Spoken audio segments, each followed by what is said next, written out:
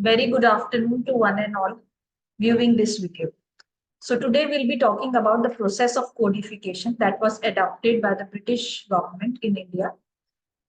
The process of codification in India started a bit later as compared to other things in the judicial system, and there are a variety of reasons for this uh, thing that during 19th century British region, there was a theory that was very particularly popular in Britain. और वो theory है Bentham की theory जो कहती है कि एक particular law या कोई भी कंट्री का जुडिशियल सिस्टम इस बात पर जज किया जाना चाहिए कि that law ensures the maximum happiness of the maximum number of people. So इस थ्योरी को लेकर बहुत सारी चर्चाएं ब्रिटिश पार्लियामेंट में उस टाइम पीरियड में मतलब 19th सेंचुरी में हो रही थी. तो इन चर्चाओं को जब काफी डिस्कस किया जा रहा था, इस थ्योरी को काफी डिस्कस किया जा रहा था, तो बहुत सारे क्वेश्चन इंडियन जुडिशियल सिस्टम के ऊपर भी उठे कि भाई इंडियन रीजन में जो लॉ एप्लीकेबल की जाती है, जो जुडिशियल सिस्टम ब्रिटेन द्वारा बनाया गया है, उसमें बहुत सारी दिक्कतें परेशानियां जो है वो इंडिया में जितने भी जजेस हैं या जो लोग जुडिशियल में वर्क कर रहे हैं उनको देखनी पड़ती है. इसलिए इंडिया के जुडिशियल सिस्टम को भी रिफॉर्म करने की जरूरत है उसी थ्योरी पर बेस्ड जो कि बैंटन की थ्योरी थी. Greatest happiness of greatest number of people must be ensured by the law. तो अब हम ये देखते हैं कि ये पूरा का पूरा कोडिफिकेशन का जो प्रोसेस है उस थ्योरी से किस तरह कनेक्ट करता है, और उस थ्योरी का जो डिस्कशन हुआ ब्रिटेन की पार्लियामेंट में उसका इंडियन जुडिशियल सिस्टम पर क्या क्या प्रभाव या इन्फ्लुएंस हम देखते हैं. तो सबसे पहले ये देखा गया कि जब ये थ्योरी डिस्कस हो रही थी तो इंडिया को एक चार्टर ग्रांट किया गया था जिसको चार्टर 1833 कहा जाता है. This charter made many vital alterations in the legislative system of India. In the first place, it created in real sense an all India legislation having authority to make laws and regulations for all territories in the possession and under the government of the company at that particular time. तो 1833 में ये जो charter भेजा गया, इसमें Indian legislative system में कई सारे बदलाव लाने की कोशिश जो है करी गई थी. सबसे पहले इस चार्टर के थ्रू एक ऑल इंडिया लेजिस्लेचर जो है उसका गठन हुआ ताकि इंडिया में जो लॉज बनती है उन लॉज को जिस तरह इम्प्लीमेंट किया जाता है, जिन टेरिटरी में इम्प्लीमेंट किया जाता है, उन सब चीजों के बारे में ज्यादातर ये जो चार्टर था वो सेंड किया गया था. कंपनी को बोला गया था कि इंडिया में लेजिस्लेटिव बॉडी एस्टेब्लिश होनी है और इंडिया लेजिस्लेचर एस्टेब्लिश होना है. The new legislative council had wide powers of legislation. It could repeal, amend, or alter any laws or regulations in force in that said territories. तो ये जो नया legislative council बनना था आफ्टर द चार्टर ऑफ 1833, इसमें कई सारी चीजें मेंशन करी गई थी कि भाई जब ऑल इंडिया लेजिस्लेटिव काउंसिल बनेगा तो वो किस किस के लिए लॉज जो है फ्रेम कर सकता है, लॉज किस किस टेरिटरी में एप्लीकेबल की जाएंगी, किसके ऊपर एप्लीकेबल होगी, किसके ऊपर नहीं होगी, और उन लॉज का रजिस्ट्रेशन किस तरीके से होगा. क्या पहले तरीके में कुछ भी पहले जो इससे पहले 1833 से पहले जो भी लीगल सिस्टम था उसमें जिस तरह से लॉज बनाई जाती थी उसमें कितना चेंज जो है वो किया जाता है. तो इस 1833 के चार्टर के एक्ट के अनुसार इंडिया में एक लेजिस्लेटिव काउंसिल बनना था, और इस लेजिस्लेटिव काउंसिल का काम क्या होगा, इंडिया में कोडिफिकेशन कराना, टू रिपील, अमेंड और ऑल्टर एनी लॉज और regulation in force in the said territories. तो जितनी टेरिटरी उस टाइम पीरियड में ब्रिटेन के अंडर इंडियन रीजन में आया करती थी उन सभी टेरिटरीज में किसी भी लॉ को चेंज करना, तब्दील करना या नया लॉ बनाना इस लेजिस्लेटिव काउंसिल के अंडर होना था. It could make laws and regulation for all the persons, whether British or native, foreign or others. तो इस लेजिस्लेटिव काउंसिल की अथॉरिटी के अंडर जो है, चाहे वो कोई इंडियन है, चाहे कोई विदेशी व्यक्ति है जो भारत में उस टाइम पीरियड में सेटल्ड था. फॉरेनर्स, बहुत सारे फॉरेनर्स हमारे देश में उस पर्टिकुलर टाइम पीरियड में रहते थे, जैसे आर्मीनियंस, एंग्लो इंडियंस हो गए. तो उन सभी के ऊपर ये जो लॉज जो इंडियन लेजिस्लेटिव काउंसिल था वो बना सकता था. It could make laws for all courts of justice, whether established by His Majesty's charters or otherwise. It could legislate for all the places or things whatsoever within and throughout the whole and every part of the said territories for all the servants of the company. तो ये जो कानून legislative council बनाने वाला था India में, ये सभी कोर्ट्स में बराबर लागू होना था, चाहे वो कोर्ट कंपनी ने बनाए, चाहे वो कोर्ट जो है वो किसी रॉयल चार्टर के थ्रू बने। तो जितने कोर्ट इंडिया में थे उन सबके ऊपर ये इक्वली एप्लीकेबल होना था। ये इंडिया में जितने भी ब्रिटेन के यहाँ से हमारे देश में जो लोग कंपनी की तरफ से काम करने आए थे उन सभी के ऊपर इक्वली एप्लीकेबल होना था। It could not in any way alter the provision of the Charter of 1833 itself, neither it could change the Mutiny Acts, nor it could alter the provisions of any act of parliament to be passed after 1833. तो Indian legislative council क्या नहीं कर सकता था, उनमें से एक चीज थी कि इंडियन लेजिस्लेटिव काउंसिल चार्टर 1833 में कोई बदलाव नहीं कर सकता था, क्योंकि जो लेजिस्लेटिव काउंसिल बना वो चार्टर 1833 के आदेश पत्र आने के बाद बना है। तो 1833 के चार्टर में लेजिस्लेटिव काउंसिल का कोई हस्तक्षेप जो है वो अलाउड नहीं था। उसके अलावा म्यूटनी एक्ट्स में कोई भी तब्दीली इंडियन लेजिस्लेटिव काउंसिल नहीं कर सकता था, ना ही कोई, अगर ब्रिटेन की पार्लियामेंट इंडिया के ऊपर कोई एक्ट पास करेगी उस एक्ट में भी कोई तब्दीली इंडियन लेजिस्लेटिव काउंसिल नहीं ला सकता था। प्रोविजंस 1833 के इस चार्टर के बहुत क्लियरली मेंशन करते हैं कि इंडियन लेजिस्लेटिव काउंसिल जिसका गठन होना है उसके पावर के अंदर क्या क्या चीजें आती हैं, क्या क्या चीजें नहीं आती, ये सब चीजें उस पूरे पूरे चार्टर में वेल डिफाइंड जो मेंशन कर दी गई थी। उसके बाद क्या प्रोसीजर बताया गया कि किसी नया लॉ जब अगर इंडियन लेजिस्लेटिव काउंसिल बनाता है तो उसके लिए उस लॉ को लागू करने के लिए क्या क्या चीजों की आवश्यकता है, नीड थी। Henceforth, there was no necessity of registering or publishing any law made by the Governor General in Council in any court of justice. The old rules under the regulations of the Calcutta, Bombay, and Madras governments to be binding on Supreme Courts had to be registered with them, were thus abolished. तो 1833 के charter से पहले के time period में जब भी बॉम्बे, कैलकाटा और मद्रास की गवर्नमेंट अपने इलाके के लिए कुछ रेगुलेशन पास किया करती थी तो उनके लिए एक प्रोसीजर हुआ करता था। जैसे अगर सपोज बॉम्बे के गवर्नर ने बॉम्बे के लिए कोई रेगुलेशन बनाया, कोई लॉ बनाया, तो बॉम्बे के गवर्नर को उस लॉ को पहले बॉम्बे के सुप्रीम कोर्ट में लिखित में रजिस्टर कराना पड़ता था, तब जाके वो लॉ जो है लागू की जाती थी। तो पहले का ये सिस्टम इंडियन लेजिस्लेटिव काउंसिल के बनने के बाद एबॉलिश कर दिया गया और ये मेंशन किया गया 1833 के चार्टर में कि अब से किसी भी सुप्रीम कोर्ट में कोई लॉ रजिस्टर कराने की कोई नीड नहीं है, क्योंकि इंडियन लेजिस्लेटिव काउंसिल वो लॉ बना रहा है तो उसमें किसी भी और फर्दर फॉर्मेलिटी की थ्रू द सुप्रीम कोर्ट्स उसकी नीड कोई आगे फ्यूचर में नहीं। The governments at Bombay and Madras were deprived of their law-making powers. All legislative power in the country had been thus centralized and concerned in one body, that is Governor General in Council at Calcutta. तो अभी जैसे हमने देखा कि पहले के time period में बॉम्बे का गवर्नर चाहता था बॉम्बे के लिए लॉ बना दिया करता था, कैलकाटा का चाहता था अपने इलाके कैलकाटा के लिए बनाया करता था, मद्रास का अगर गवर्नर चाहे तो मद्रास के लिए कोई भी रेगुलेशन या लॉ बना सकता था। लेकिन अब से 1833 के चार्टर के बाद के टाइम पीरियड से बॉम्बे और मद्रास से ये पावर छीन ली गई थी और all over India legislative functions जो हैं अब वो कैलकाटा के पास, कैलकाटा में जो गवर्नर जनरल इन काउंसिल थे उनके पास सीमित कर दी गई।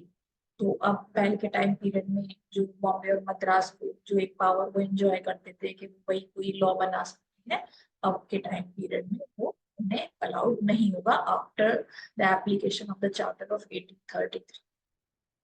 इसके बाद देखते हैं पावर ऑफ लेजिस्लेशन की और कई सारी चीजें जो कि 1833 में मेंशन थी। The power of legislation were vested in governor general in council. The council besides the governor general was to have 4 ordinary members, out of whom one was to be the law member। तो अब नया जब legislative council के गठन की बात हुई तो ये भी मेंशन किया गया कि इस लेजिस्लेटिव काउंसिल में कौन कौन लोग मेंबर्स होंगे और उनका क्या क्या फंक्शन होगा। तो 1833 में मेंशन किया गया कि ये जो लेजिस्लेटिव काउंसिल होगा इसमें एक गवर्नर जनरल होंगे, 4 ऑर्डिनरी मेंबर होंगे, इन 4 में से कोई एक जो है वो लॉ मेंबर की पद पर होगा। The 3 ordinary members were to be appointed by the board of directors from amongst persons who had been servants of the company for at least 10 years. तो 4 गवर्नर जनरल के अलावा 4 लोग थे. पहला लॉ मेंबर है, 4 में से 1 लॉ मेंबर है, और रिमेनिंग 3 का अपॉइंटमेंट कौन करेगा? Court of directors of East India company करेंगे. और उनके लिए कंडीशन रखी गई थी कि ये 3 मेंबर जो है ऐसे मेंबर होने चाहिए जिनके पास एटलीस्ट इंडिया में 10 साल का एक्सपीरियंस जो है वो as servants of East India Company होना चाहिए.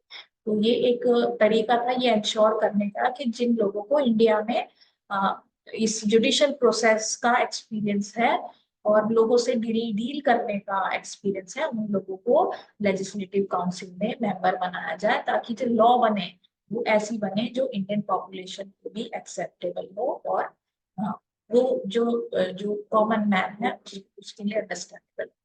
The law member was to be appointed by the court of directors from amongst the persons who had not been the servants of the company. तो law member के लिए ये एक condition रखी गई थी कि लॉ मेंबर का भी अपॉइंटमेंट कोर्ट ऑफ डायरेक्टर्स करेंगे, लेकिन ये लॉ मेंबर के लिए ऐसी कोई सीमा नहीं बनाई गई कि भाई इसको इंडिया में 10 साल का एक्सपीरियंस होना चाहिए या इस तरह का कोई भी एक्सपीरियंस होना चाहिए. The law member was entitled to sit or vote in council except at meetings for making laws and regulation. तो लॉ मेंबर के लिए एक लिमिटेशन ये रखी गई थी कि सिर्फ जब लॉ मेकिंग प्रोसेस या लॉ से बनाने से रिलेटेड कोई भी काम है तभी वो लेजिस्लेटिव काउंसिल की मीटिंग में बैठेगा, अदरवाइज ही was not allowed to sit और वोट इन द काउंसिल. तो उसके ऊपर एक लिमिटेशन रखी गई थी कि भाई जब लॉ मेंबर का काम होगा मतलब लॉ मेकिंग प्रोसेस के ऊपर कोई मीटिंग होती है तो वो बैठ सकता है और वोट कर सकता है, अदरवाइज ही वाज नॉट अलाउड. इसके बाद देखते हैं कि जब law all India legislative council बना उन्हें ये काम दिया गया है, सौंपा गया कि भाई इंडिया में कोडिफिकेशन का काम जो है आपको करना है. तो उन्होंने किस तरह से फर्स्ट लॉ कमीशन का गठन किया, कौन कौन इसके मेंबर होते हैं या किस तरह का प्रोसेस अपनाया जाता है. Accordingly, it was enacted that the Governor General of India in Council should, as soon as convenient after the passage of the Act, issue a commission to such persons as the said Board of Directors with the approbation of the said Board of Commissioners shall recommend for that purpose, and to other such persons, if necessary, as the said Governor General in Council shall think fit. तो जो first law commission हम देखते हैं उसके बारे में यहाँ पर हम देख रहे हैं कि बात हो रही है कि governor general of India in council को ये आदेश दिया गया कि जितनी जल्दी पॉसिबल हो सके, जितना कन्वीनियंटली पॉसिबल हो सके, इस एक्ट के पास होने के बाद तो वो कुछ लोगों को चुनेंगे और उन लोगों को एक टास्क दिया जाएगा कोडिफिकेशन से रिलेटेड. और गवर्नर जनरल को जैसे ही लगे कि अब टाइम फिट है एक कमीशन बनाने के लिए तो उन्हें एज सुन एज पॉसिबल ये कमीशन का गठन करना है. These person was to constitute the Indian Law Commission. They were not to exceed 5 at one time. तो एक चीज लिखी मेंशन करी गई कि जब लॉ कमीशन का गठन होगा तो एक बार मतलब जो कमीशन बैठेगा उसमें 5 से ज्यादा व्यक्ति नहीं होने चाहिए और इनको एक सेट पर्टिकुलर टास्क जो है वो सौंप दिया जाएगा कि भैया आपको कोडिफिकेशन के लिए ये पर्टिकुलर काम जो है वो एक स्टिपुलेटेड टाइम के अंदर जो है वो करके देना है. The commissioners were to make reports from time to time. In these reports, they were to set forth fully the results of their inquiries. तो जितने भी लॉ कमीशन में मेंबर्स होंगे उन सभी लोगों को विद इन स्टिपुलेटेड टाइम जो उन्हें टाइम अलॉट किया जाए उन सभी टाइम के दौरान उस पर्टिकुलर टाइम के दौरान उन सभी लोगों को रिपोर्ट सबमिट करनी होगी कि उन्होंने अभी तक क्या काम किया है और क्या काम किया है और क्या क्या उनके सजेशंस है, कितना उन्होंने प्रोग्रेस की है कोडिफिकेशन या उससे रिलेटेड काम को लेकर. They were to suggest any alterations as might, in their opinion, be beneficially made in the courts of justice, police establishments, forms of judicial procedures and laws, due regard being paid to the distinction of caste, difference of religion, matters, opinions prevailing among different races and in different parts of the company's territories. तो time to time report submit करनी होती थी. उसके अलावा ये चीज mention करी कि जब कमिश्नर्स लॉ मेकिंग प्रोसेस या कोडिफिकेशन इन सब चीजों को लेकर इंक्वायरीज करेंगे या जो कि डॉक्यूमेंट्स का ड्राफ्टिंग करेंगे, तो उसमें उन्हें बहुत सारी चीजों का ध्यान रखना है। बहुत सारी चीजों का ध्यान रखना है का मतलब क्या है, जैसे कि इंडिया में उस टाइम पीरियड में बहुत सारी कास्ट, बहुत सारे रिलीजन, सब कास्ट, बहुत सारे अलग अलग नेशनैलिटीज के लोग रहा करते थे। तो ये जो कमिश्नर्स होंगे, जो लॉ कमीशन होगा इन टोटलिटी, उन सब चीजों को, इन सभी लोगों के ये डिफरेंसेस को ध्यान में रखते हुए कोडिफिकेशन का काम करना है कि भाई इंडिया में इतनी वैरायटी ऑफ पॉपुलेशन रिसाइड करती है, अलग अलग कास्ट के अलग अलग कस्टम्स हो सकते हैं, अलग अलग रीजन में अलग अलग कस्टम्स हो सकते हैं। उन सब चीजों को ध्यान में रखते हुए भी उन्हें अपना कोडिफिकेशन का काम आगे बढ़ाना है। उसके अलावा उन्हें जितने भी इंडिया में उस टाइम पीरियड में जुडिशियल एस्टेब्लिशमेंट में लोग थे, पुलिस एस्टेब्लिशमेंट में लोग थे जो इस काम को लंबे टाइम पीरियड से हैंडल कर रहे थे, उन्हें ये भी ध्यान रखना है कि इन सभी लोगों की ओपिनियन भी कंसीडर की जाए जब भी वो कुछ अपनी इंक्वायरी कर रहे हैं या कुछ भी ड्राफ्ट बना रहे हैं कोडिफिकेशन को। तो अब देखते हैं पहला कमीशन किस को में कौन कौन मेंबर थे और उनको क्या क्या ड्यूटीज अलॉट हुई, उनका क्या क्या कॉन्ट्रीब्यूशन रहा इंडियन लॉज के कोडिफिकेशन में। तो in pursuance of the provisions of the Charter Act of 1833, the first law commission came to be appointed in 1834. The commission consisted of the following members: Mr. and later called Lord Macaulay, Mr. J. M. McLeod, Mr. J. W. Anderson, and lastly Mr. F. Millett. तो हम देखते हैं कि charter हमारे पास आया है 1833 में। उसके बाद 1 साल का टाइम पीरियड लग जाता है फर्स्ट लॉ कमीशन के गठन में, और इस लॉ कमीशन में 4 मेंबर होते थे apart from governor general in council. तो 4 लोगों का मेंशन किया गया, जो चार्टर एक्ट था उसमें मेंशन किया गया था कि मैक्सिमम 5 लोग होने चाहिए, इससे ऊपर नहीं होना चाहिए। तो उसी के चलते एक गवर्नर जनरल इन काउंसिल है, उसके अलावा 4 मेंबर्स यहाँ पे है। लॉर्ड मैकोले यहाँ पर लॉ मेंबर है, और बाकी 3 लोग हैं वो लोग जिनका इंडिया में 10 साल experience as servants of East India Company था। The last 3 members of the commission were from amongst the civil servants of the company, representing the 3 presidencies of Calcutta, Madras, and Bombay. The commission met for the first time in 1834. तो सबसे पहले ये commission सबसे पहले अपनी first meeting 1834 में करता है। इसमें 3 मेंबर्स जो हैं, एक कैलकाटा प्रेसिडेंसी का रिप्रेजेंटेटिव है, एक मद्रास प्रेसिडेंसी का रिप्रेजेंटेटिव है, एक बॉम्बे प्रेसिडेंसी का रिप्रेजेंटेटिव है, और ये सभी लोग सिविल सर्वेंट्स हैं जिनके पास 10 साल का मिनिमम इंडिया में एक्सपीरियंस है काम करने का। Under instructions from the Governor General in Council, the first law commission under the guidance of Macaulay proceeded with the work of drafting of Indian Penal Code. The draft of the Penal Code, which was mainly the work of Macaulay, was submitted to the government in 1837. अब ये first law commission है जो Indian legislative council था, और जो members Britain की parliament में इन सभी चीजों को ओवरलुक कर रहे थे, मतलब इंडियन कोडिफिकेशन को ओवरलुक कर रहे थे। तो ये चीज वो इंडिया में ऑब्जर्व करते हैं कि इंडिया में जो जितना भी इंडियन जुडिशियल सिस्टम में प्रॉब्लम्स हैं, वो 3 मेजर रीजंस की वजह से, 3 मेजर कारण है उनके। पहला कारण है कि लॉ इन इंडिया जो एप्लीकेबल उस टाइम पीरियड में करी जाती थी वो बहुत डिफेक्टिव थी। ठीक है, उसमें प्रिमिटिव तरीके जो है अपनाए जाते थे, उसमें बहुत सारी इलॉजिकल वेज ऑफ पनिशमेंट थी या इलॉजिकल वे ऑफ इंक्वायरीज जो है वो थी। डिसजेंडर डिस्क्रिमिनेशन बहुत था, उसके अलावा रिलीजियस डिस्क्रिमिनेशन भी बहुत कई सारे इलाकों में देखा गया। तो जो कोडिफिकेशन या ट्रांसफॉर्मेशन का काम था इंडियन जुडिशियल सिस्टम में, वो मेजरली 3 चीजों पर फोकस करता है। एक, जो लॉ इंडिया में उस टाइम पीरियड में एप्लीकेबल थी जो कि डिफेक्टिव थी। उसके अलावा इंडिया में जो लोग जुडिशरी में थे उन लोगों को लॉ की कोई प्रॉपर ट्रेनिंग नहीं थी। जैसे कि हम देखते हैं जब से ईस्ट इंडिया कंपनी भारत में आती है, लंबे टाइम पीरियड तक वो स्टे करती है, तो इनिशियली बहुत लंबे टाइम पीरियड तक अक्सर जज की चेयर पर सिविल सर्वेंट्स बैठा करते थे। उनके पास लॉ की कोई डिग्री नहीं थी, लॉ की कोई ट्रेनिंग नहीं थी, लीगल प्रोफेशन की कोई ट्रेनिंग नहीं थी। बहुत सारे ऐसे जजेस थे। तो उनको जो लॉ, जिन लोगों को काम दिया गया था लॉ इम्प्लीमेंटेशन का, लागू करने का, उनको खुद को लॉ नहीं पता थी, जिनको जजमेंट देने का काम दिया गया था उनको खुद को लॉ नहीं पता थी।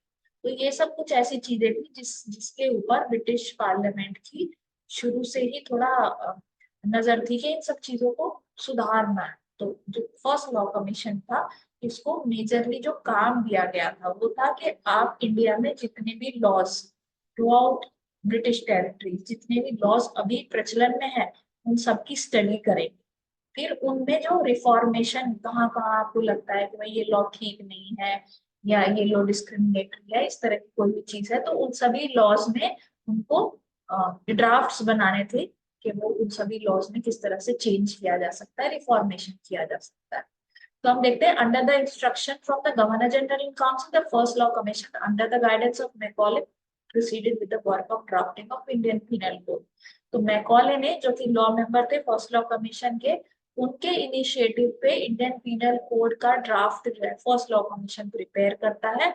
और ये ड्राफ्ट जो है गवर्नमेंट को 1837 में सबमिट किया गया। मतलब 34 में पहली मीटिंग हुई, उसके बाद इतना लंबा टाइम पीरियड, 34 से 35, 36, 37, लगभग 3 साल का टाइम पीरियड लग गया इंडियन पीनल कोड को ड्राफ्ट करने में।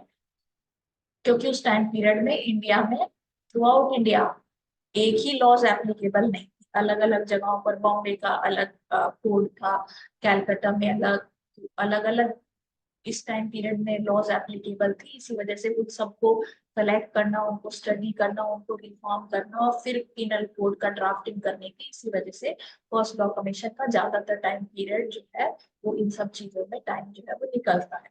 It could not be immediately enacted into a code. It had to wait for nearly a quarter of century before it became a law. तो ड्राफ्ट जो है penal code का Macaulay के leadership के अंदर जो है वो बन गया, लेकिन उसको जो है लागू होने में या इम्प्लीमेंट होने में काफी लंबा टाइम जो है वो लगा। क्योंकि एक उस टाइम पीरियड में, एक तो कुछ टाइम बाद मैकॉले जो है वो रिटायर हो जाते हैं, और उसके बाद जो है प्रोसेस बीच बीच में कुछ प्रॉब्लम्स होती हैं, जिसकी वजह से लॉ कमीशन अपना काम जो है वो टाइमली नहीं कर पाते। तो डिले इन एडमिनिस्ट्रेशन और कई सारे कारणों की वजह से हम ये देखते हैं कि पीनल कोड जो है वो कोड में या एक्चुअली लॉ में जो है बहुत लंबे टाइम पीरियड बाद होता है। ड्राफ्ट सबमिट हो जाता है, लेकिन अब हम ये देखते हैं कि फर्स्ट लॉ कमीशन के क्या क्या हमारे उस टाइम पीरियड के दौरान क्या क्या उनकी अचीवमेंट्स रही, या और बहुत सारी चीजों पर फर्स्ट लॉ कमीशन ने अपना आउटपुट दिया है। Great obscurity enveloped the question of the civil law, which determined the rights of such communities as Christians, Anglo-Indians, Armenians, etc., residing in the Mopsil. The attention of the First Law Commission was directed to this question in 1837. तो अभी जैसा कि हमने discuss किया कि India में उस time period में बहुत सारी कम्युनिटीज जो है वो रेजिडेंस उनका था, जैसे क्रिश्चियंस थे, एंग्लो इंडियंस थे, आर्मेनियंस थे। तो ये सभी लोग जो हैं, इन सब के अपने लॉज थे जो ट्रेडिशनली वो लंबे टाइम पीरियड से प्रैक्टिस करते आ रहे थे। तो फर्स्ट लॉ कमीशन का ध्यान इस कैटेगरी के ऊपर भी गया कि इंडिया में बहुत सारे ऐसे आउटसाइडर्स हैं जो ना तो हिंदू धर्म फॉलो कर रहे हैं, ना मुस्लिम धर्म फॉलो कर रहे हैं। तो ऐसे सभी लोगों का जो है civil law, specially civil law में क्या क्या उनके लिए होना चाहिए। The question was one of peculiar difficulty and delicacy. The government did not want to undertake any legislation on the subject in haste. The report of the commissioners was circulated to all the local governments, Sadar courts, and other officers of judgment and experience in the several presidencies for their opinions and criticism. तो first law commission एक suggestion देता है, जिसको अक्सर हम lakes लोकाय report भी बोलते हैं।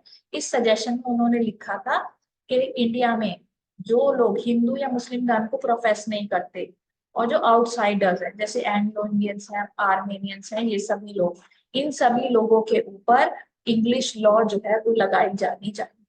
तो इस चीज को लेकर एंग्लो इंडियंस और आर्मेनियंस के ऊपर इंग्लिश लॉ लगनी चाहिए, स्पेशली जो क्रिश्चियनिटी धर्म को फॉलो करते आ रहे हैं, ऐसी कम्युनिटीज के ऊपर इंग्लिश लॉ लगनी चाहिए। इस बात को, इस सजेशन को सभी लोगों को भेजा गया for opinion collection.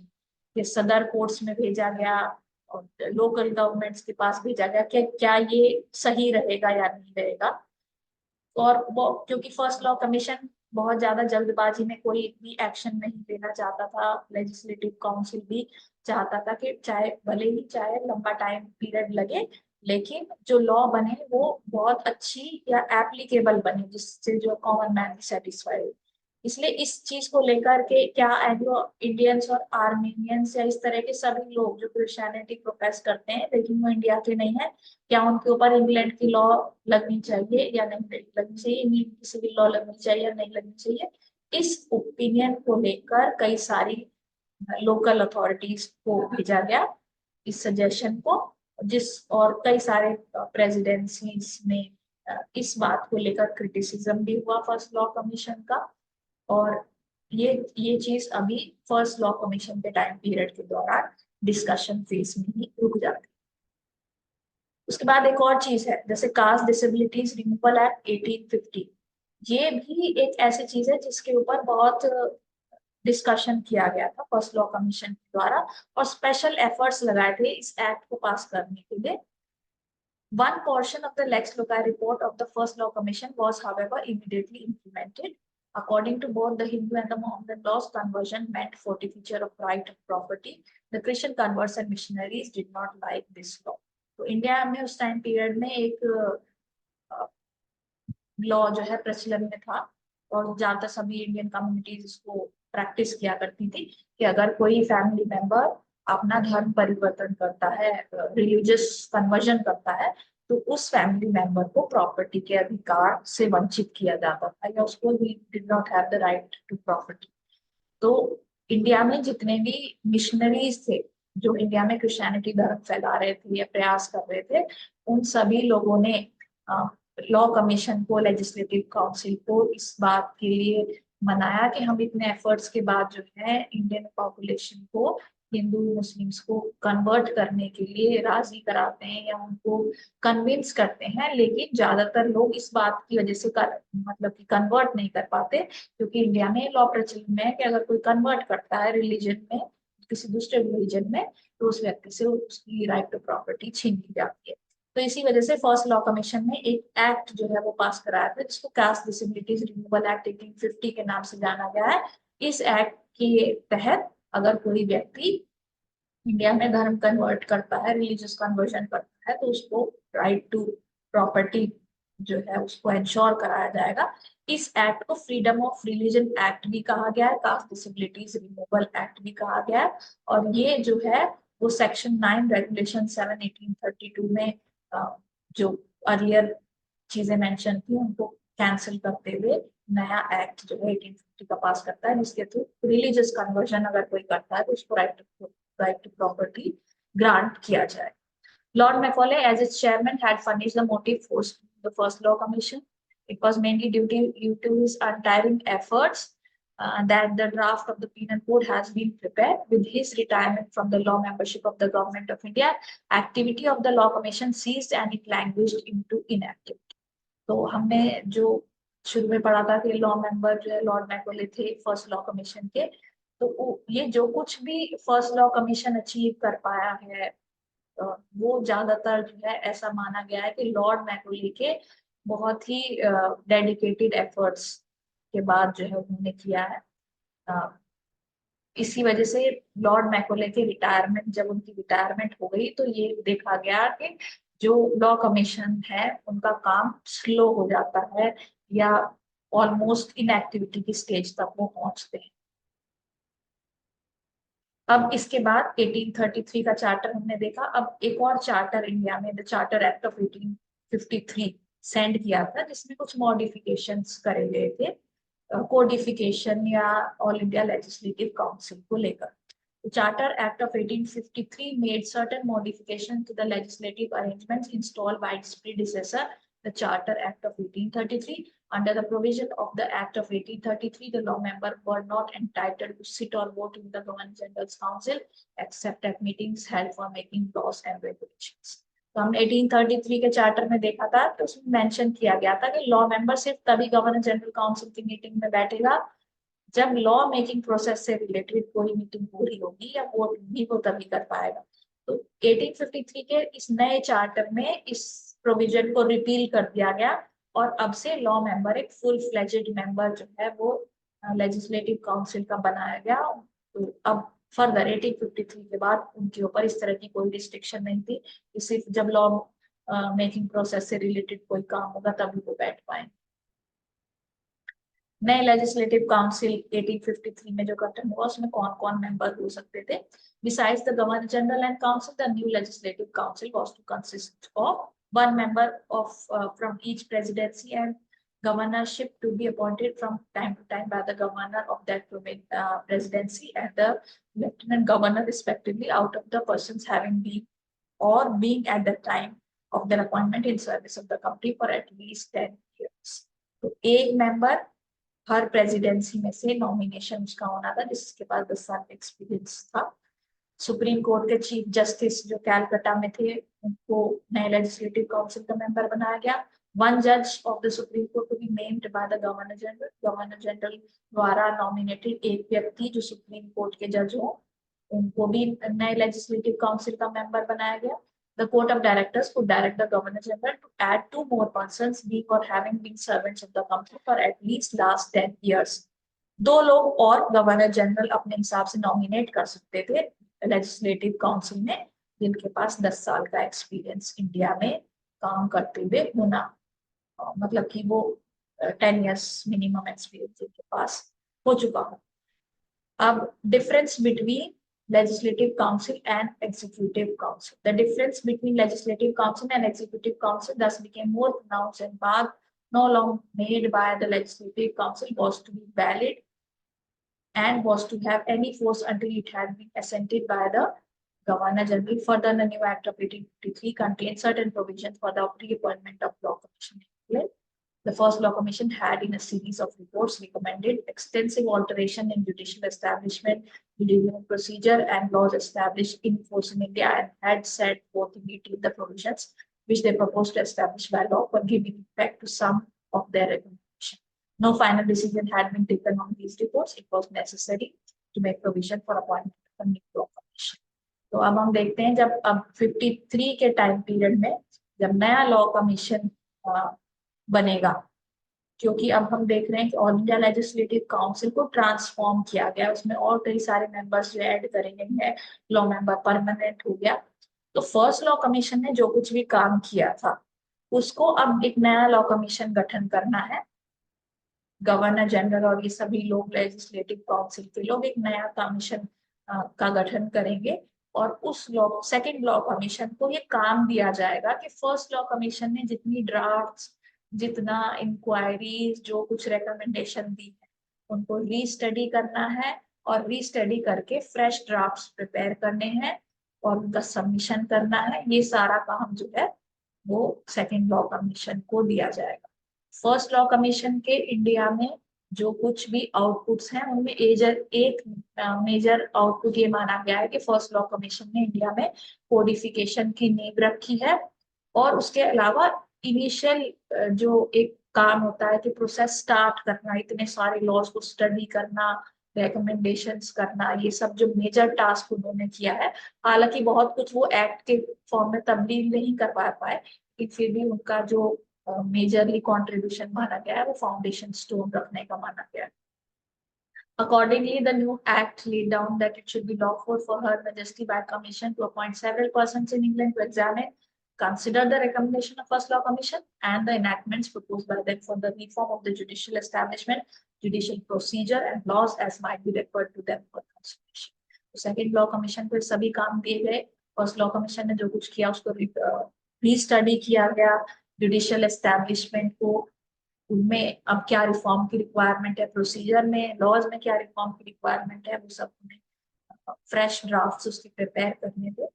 The Law Commission was to report its opinion to His Majesty on the matters aforesaid and especially to report from time to time what laws and regulations should be made or enacted in relation to the matters aforesaid, but each such report had to be made within the 3 years after the passing of the Act of 1853. तो 1853 के act के बाद अब second law commission का गठन होगा। हर 3 साल बाद फ्रेश रिपोर्ट सबमिट करनी पड़ेगी, क्या क्या काम किया गया है, क्या क्या फर्दर रिफॉर्मेशन की नीड है। So all this material has been taken from MP Singh's book Outlines of Indian Legal and Constitutional History, published by Universal Law Publishing House. Thank you so much all for joining, and it was a pleasure to take this up.